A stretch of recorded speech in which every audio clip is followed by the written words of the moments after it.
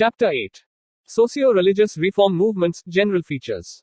Factors giving rise to desire for reform. The dawn of the 19th century witnessed the birth of a new vision, a modern vision among some enlightened sections of the Indian society. This enlightened vision was to shape the course of events for decades to come and even beyond. This process of reawakening, sometimes, but not with full justification, defined as the Renaissance, did not always follow the intended line and gave rise to some undesirable byproducts as well, which have become as much. 188. A part of daily existence in the whole of the Indian subcontinent is have the fruits of these reform movements. Impact of British rule. The presence of a colonial government on Indian soil played a complex, yet decisive role in this crucial phase of modern Indian history. The impact of British rule on Indian society and culture was widely different from what India had known before.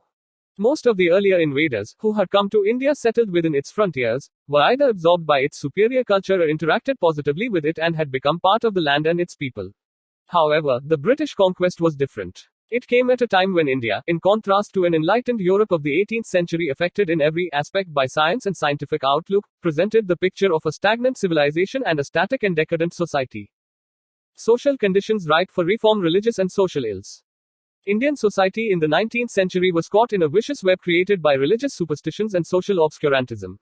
Hinduism had become steeped in magic and superstition. The priests exercised an overwhelming and, indeed, unhealthy influence on the minds of the people.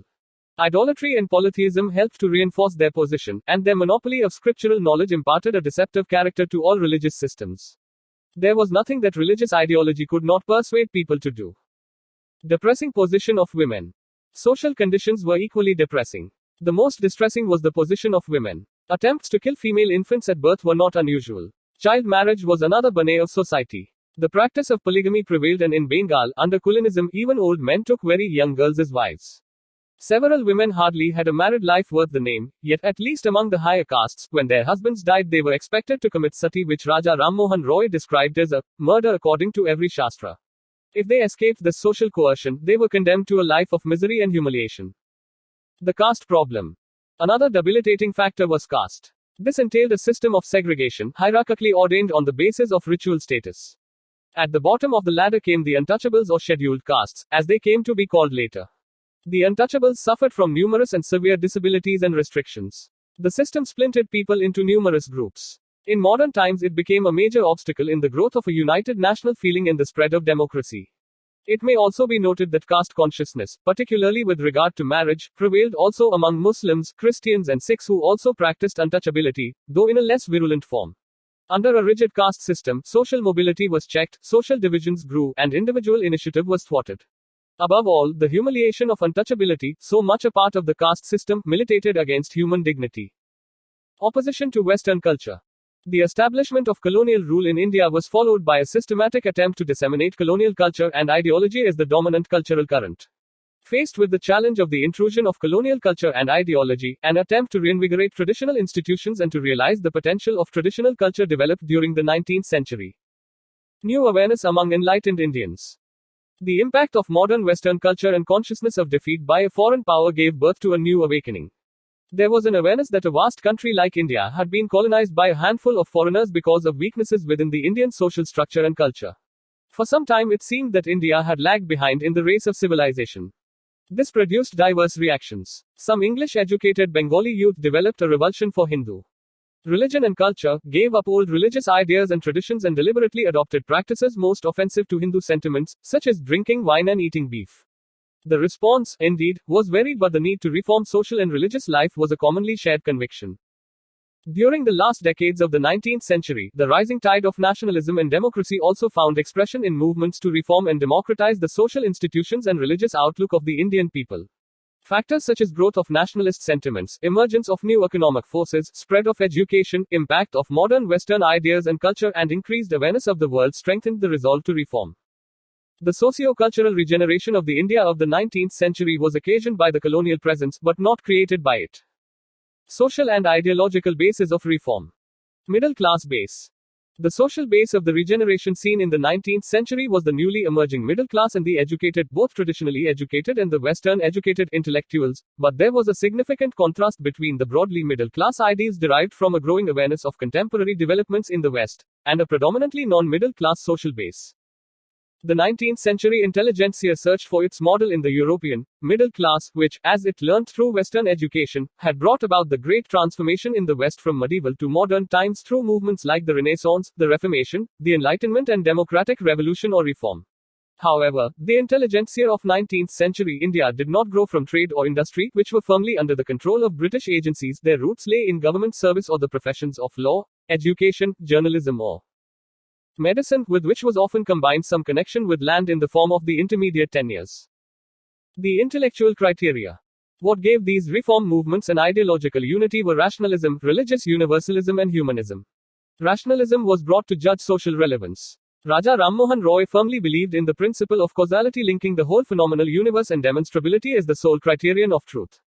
Akshay Kumar Dutt, while declaring that rationalism is our only preceptor, held that all natural and social phenomena could be analyzed and understood by purely mechanical processes. They thus used a rational approach to study tradition. They evaluated the contemporary socio-religious practices from the standpoint of social utility and to replace faith with rationality. As a consequence, in the Brahmo Samaj the infallibility of the Vedas was repudiated, while the Aligarh movement emphasized reconciliation of Islamic teachings with the needs of the modern age. Syed Ahmad Khan went to the extent of emphasizing that religious tenets were not immutable. Many of the intellectuals set aside the authority of religion and evaluated truth in any religion by the criteria of logic, reason, or science.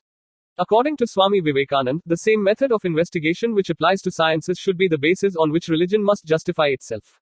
Although some reformers tended to appeal to faith and ancient authority to support their appeal, on the whole, a rational and secular outlook was very much evident in putting forward an alternative to prevalent social practices. Akshay Kumar Dutt, for instance, brought medical opinion to support his views against child marriage. Reference to the past was to be used only as an aid and an instrument. Neither a revival of the past nor a total break with tradition was envisaged. Though the reformers tried to reform their religions, there was an universalistic aspect to their religious perspective. Raja Rammohan Roy considered different religions as national embodiments of universal theism. He defended the basic and universal principles of all religions, such as the monotheism of the Vedas and Unitarianism of Christianity, while attacking the polytheism of Hinduism and Trinitarianism of Christianity. Syed Ahmad Khan said that all prophets had the same, done faith, and every country and nation had different prophets. The social reformers used the universalist perspective to contend with the influence of religious identity on the social and political outlook of the people, which was indeed strong. A new humanitarian morality was embodied in the social reform movements, which included the notion that humanity can progress and has progressed, and that moral values are ultimately those values which favor human progress. The humanist aspect of the religious reform movements was to be seen in the emphasis on the individual's right to interpret religious scriptures in the light of human reason and human welfare, and in a general attack on priestly domination of religious practices. Religious reformation was an important but not the exclusive concern of these movements. Attention was focused on worldly existence and not on issues of salvation or other worldliness. Because of the strong religious element in social practices and the fact that religion was the dominant ideology of the times, it was not possible to undertake any social action without coming to grips with it. These movements took into their ambit the entire cultural existence, the way of life. The evolution of an alternative cultural ideological system and the regeneration of traditional institutions were two concerns of these movements. These concerns were manifest in the attempts to reconstruct traditional knowledge, the use and development of vernacular languages, creation of an alternative system of education, defense of religion, efforts to regenerate Indian art and literature, the emphasis on Indian dress and food, attempts to revitalize the Indian systems of medicine and to research the pre-colonial technology for its potential. Two streams. The reform movements could broadly be classified into two categories: the reformist movements like the Brahmo Samaj, the Prarthana Samaj, the Aligarh movement, and the revivalist movements like Arya Samaj and the Deoband movement. The reformist as well as the revivalist movement depended, to varying degrees, on an appeal to the lost purity of the religion they sought to reform. The only difference between one reform movement and the other lay in the degree to which it relied on tradition or on reason and conscience. Direction of social reform. The humanistic ideals of social equality and the equal worth of all individuals which inspired the newly educated middle class influenced the field of social reform in a major way. The social reform movements were linked to the religious reforms primarily because nearly all social ills like untouchability and gender-based inequity derived legitimacy from religion in one way or the other. In later years, though, the social reform movement gradually dissociated itself from religion and adopted a secular approach. Moreover, earlier the reform movements had a rather narrow social base, being limited to the upper and middle classes and upper castes who tried to balance their modernized views and the existing social conditions. But later on, the social reform movements penetrated the lower strata of society to revolutionize and reconstruct the social sphere. In the beginning, organizations such as the Social Conference, Servants of India Society, and the Christian missionaries were instrumental in social reform, along with many enlightened individuals like Jyotiba Phule, Gopal Hari Deshmukh, K.T. Telang, B.M. Malabari, D.K. Karve, Sri Narayana Guru, E.V. Ramaswamy Nitkar, and B.R. Ambedkar. In later years, especially with the onset of the 20th century, the national movement provided the leadership and organization for social reform. To reach the masses, the reformers used the Indian languages to propagate their views. They used a variety of media, novels, dramas, poetry, short stories, the press, and, in the 1930s and later on, the cinema, to spread their opinions. Broadly, the social reform movements had a two-point agenda: fight for the betterment of status of women in society and fight to remove disabilities arising out of untouchability. Fight for betterment of position of women. The reformers had to work against great odds. Women were generally accorded a low status and were considered to be inferior adjuncts to men, with no identity of their own. They enjoyed no scope of giving expression to their talents as they were suppressed by practices such as purdah, early marriage, ban on widow marriage, sati, etc. Both Hindu and Muslim women were economically and socially dependent on male relatives, while education was generally denied to them. The Hindu women did not enjoy the right to inherit property or to terminate an undesirable marriage. Muslim women could inherit property but only half as much as men could, while in matters of divorce there was no equality between men and women. Polygamy was prevalent among Hindus as well as Muslims. Their glorification as wives and mothers was the only way in which society recognized the contribution of women as members of society. The improvement of the status of women in the society was considered to be vital, and social reformers worked towards this since a radical change in the domestic sphere, where initial socialization of the individual takes place and where a crucial role is played by women, was the need of the hour. It was clearly understood that this change would translate into reformed homes and reformed men, and that no country whose females were sunk in ignorance could ever make significant progress in civilization. The social reform movements, the freedom struggle movements led by enlightened women themselves and, later, Free India's constitution have done much for the emancipation of women. The reformers basically appealed to the doctrines of individualism and equality, and argued, to bolster their appeal, that true religion did not sanction an inferior status to women. They raised their voice against degrading customs such as polygamy, purdah, child marriage, restrictions on widow marriage, and worked relentlessly to establish educational facilities for women, to persuade the government to enact favorable legislations for women, and in general to propagate the uselessness of medieval, feudal attitudes which required to be given up. Steps taken to ameliorate women's position. Because of the indefatigable efforts of the reformers, a number of administrative measures were adopted by the government to improve the condition of women.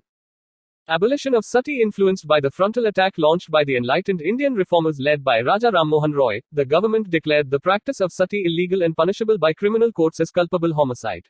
The regulation of 1829, Regulation 17, AD 1829 of the Bengal Code, was applicable in the first instance to Bengal Presidency alone, but was extended in slightly modified forms to Madras and Bombay Presidencies in 1830.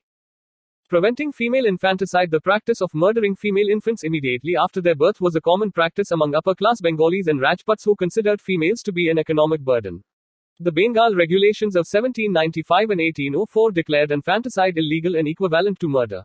An act passed in 1870 made it compulsory for parents to register the birth of all babies and provided for verification of female children for some years after birth, particularly in areas where the custom was resorted to in utmost secrecy. Widow remarriage. The Brahmo Samaj had the issue of widow remarriage high on its agenda and did much to popularize it. But it was mainly due to the efforts of Pandit Ishwar Chandra Vidyasagar 1820-91, the principal of Sanskrit College, Calcutta, that the Hindu Widows' Remarriage Act, 1856, was passed. It legalized marriage of widows and declared issues from such marriages as legitimate. Vidyasagar cited Vedic texts to prove that the Hindu religion sanctioned widow remarriage. Jagannath Shankar Seth and Bhav Daji were among the active promoters of girls' schools in Maharashtra. Vishnu Shastri Pandit founded the Widow Remarriage Association in the 1850s. Another prominent worker in this field was Karsondas Mulji, who started the Satya Prakash in Gujarati in 1852 to advocate widow remarriage. Similar efforts were made by Professor D.K. Karve in Western India and by Virasalingam Pantulu in Madras. Karve himself married a widow in 1893. He dedicated his life to the upliftment of Hindu widows and became the secretary of the Widow Remarriage Association. He opened a widow's home in Pune to give the high caste widows an interest in life by providing them with facilities for vocational training. The right of widows to remarriage was also advocated by B.M. Malabari, Narmadashankar Labshankar Dev, Justice Govind Mahadev Ranade and K. Natarajan among others.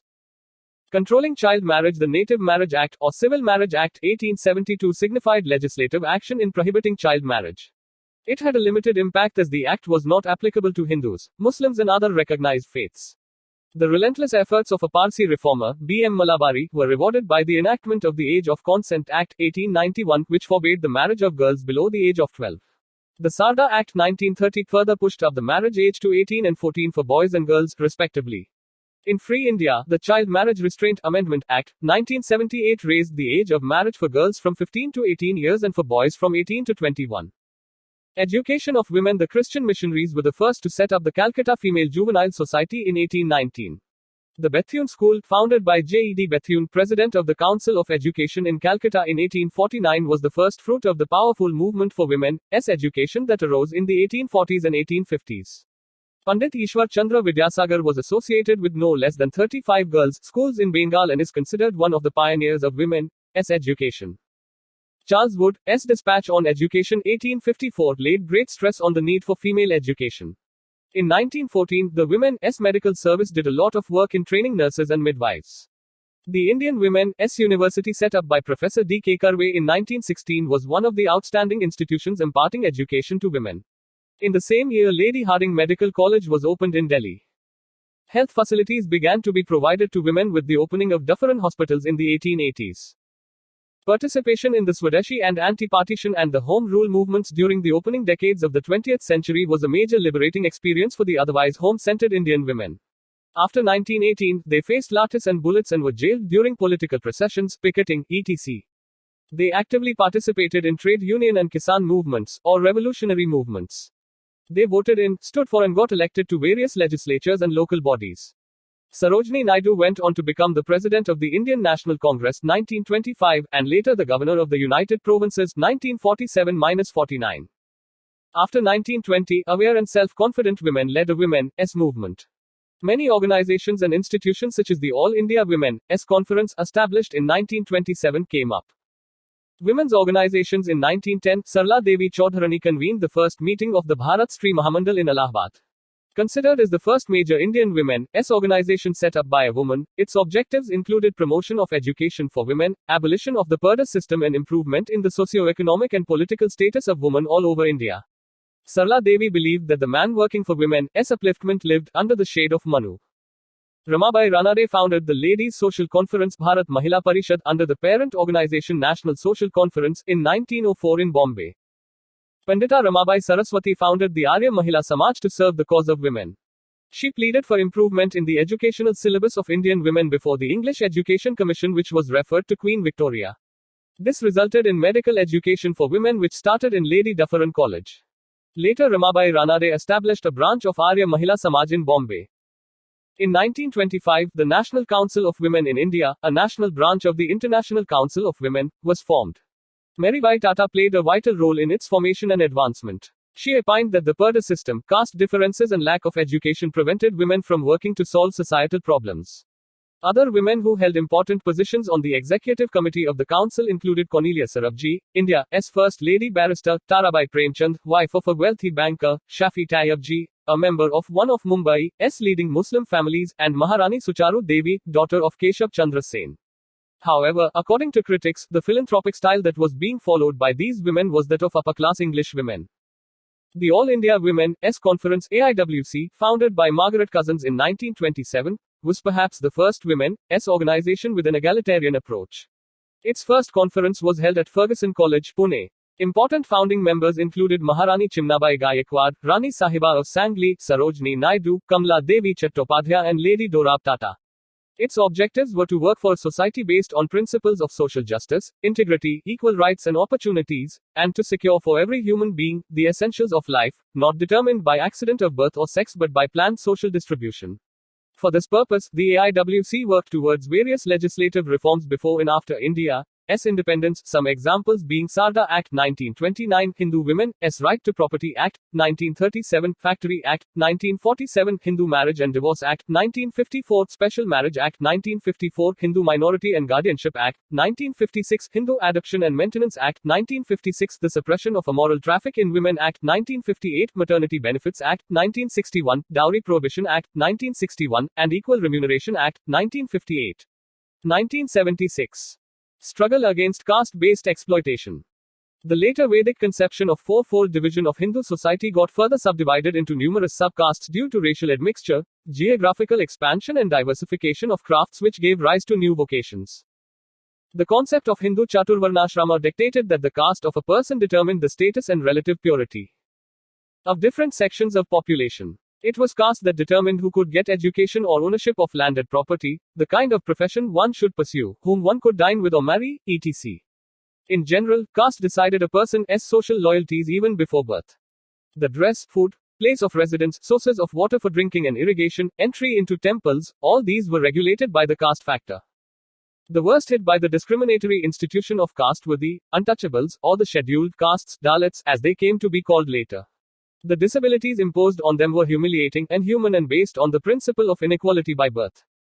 Factors that helped to mitigate caste-based discrimination. Filled circle British rule, perhaps without intention, created certain conditions that undermined caste consciousness to an extent. British rule in India unleashed certain forces, sometimes through direct administrative measures and sometimes indirectly by creating suitable conditions. Though these measures had negative effects in one way, they had a positive effect too. For instance, the creation of private property in land and free sale of land upset caste equations. A close interlink between caste and vocation could not survive as village autarky crumbled. Besides, modern commerce and industry gave rise to several economic avenues while growing urbanization and modern means of transport added to the mobility of populations. The British administration introduced the concept of equality before law in a uniformly applied system of law which dealt a severe blow to social and legal inequalities, while the judicial functions of caste panchayats were taken away. The administrative services were made open to all castes and the new education system was on totally secular lines. Filled circle The social reform movements also strove to undermine caste-based exploitation. From the mid-19th century onwards, numerous organizations and groups such as the Brahmo Samaj, Prarthana Samaj, Arya Samaj, Ramakrishna Mission, the Theosophists, the Social Conference and individuals worked to spread education among the untouchables and remove restrictions imposed on them from entering temples or using ponds, tanks, etc. Although many of them defended the Chaturvarna system, they criticized untouchability. The social reformers attacked the rigid hereditary basis of caste distinctions and the law of karma which formed the basis of the religio-philosophic defense of the undemocratic authoritarian caste institution. They called on people to work for betterment in the real world in which they lived, rather than strive for salvation after death. For instance, the Arya Samaj, while crusading against the disintegration of Hindu society into myriad subcastes, aimed at reconstructing it on the original fourfold division and upholding the right of even the lowest castes to study the scriptures. Filled circle The national movement took inspiration from the principles of liberty and equality against the forces which tended to divide the society. The national leaders and organizations opposed caste privileges, fought for equal civic rights and free development of the individual. The caste divisions were diluted, although in a limited manner, because of mass participation in demonstrations, meetings and satyagraha struggles. The Congress governments in various provinces after 1937 did some useful work for the upliftment of the depressed classes. For instance, free education for Harijan untouchables was introduced in some provinces. The rulers of states like Travancore, Indore and Devas took the initiative in opening all state temples by proclamation. Gandhi always had in mind the objective of eradicating untouchability by root and branch. His ideas were based on the grounds of humanism and reason. He argued that the Shastras did not sanction untouchability and, even if they did, they should be ignored since truth cannot be confined within the covers of a book. In 1932, he founded the All India Harijan Sangh. Filled circle With increasing opportunities of education and general awakening, there were stirrings among the lower castes themselves. This awakening gradually developed into a powerful movement in defense of their rights and against upper caste oppression. In Maharashtra, Jyotiba Phule, born in a low-caste Mali family, led a movement against the Brahminical domination of Hindu society. He accorded the highest priority to education of lower castes, especially girls for whom he opened several schools. Baba Saheb Ambedkar, who had experienced the worst form of casteist discrimination during his childhood, fought against upper caste tyranny throughout his life. He organized the All India Scheduled Castes Federation, while several other leaders of the depressed classes founded the All India Depressed Classes Association. Ambedkar condemned the hierarchical and insular caste system as a whole, and advocated the annihilation of the institution of caste for the real progress of the nation. The struggle of the depressed classes led to the provision of special representation for these classes in the Government of India Act, 1935. Others in the 1900s, such as the Maharaja of Kolhapur, encouraged the non-Brahmin movement which spread to the southern states in the first decade of the 20th century and was joined by the Kamars, Reddis, Vellalas, the powerful intermediate castes, and the Muslims. During the 1920s in South India, the non-Brahmins organized the self-respect movement led by E.V. Ramaswamy Nikkar. There were numerous other movements demanding that the ban on the entry of lower castes into temples be lifted. Sri Narayana Guru in Kerala led a lifelong struggle against upper caste domination. He coined the slogan, "One religion, one caste, one God for mankind," which his disciple Sahadharan Ayyappan changed into, "No religion, no caste, no God for mankind." Dr. Bhimrao Ambedkar led the Mahad Satyagraha in March 1927 to challenge the regressive customs of the caste Hindus. He stressed the necessity of removing ideas of high and low and inculcating self-elevation through self-help, self-respect and self-knowledge. He led a procession of some 2,500 untouchables through the town of Mahad to the Chavdar tank, a public source of water tank from which the untouchables were not allowed to draw water.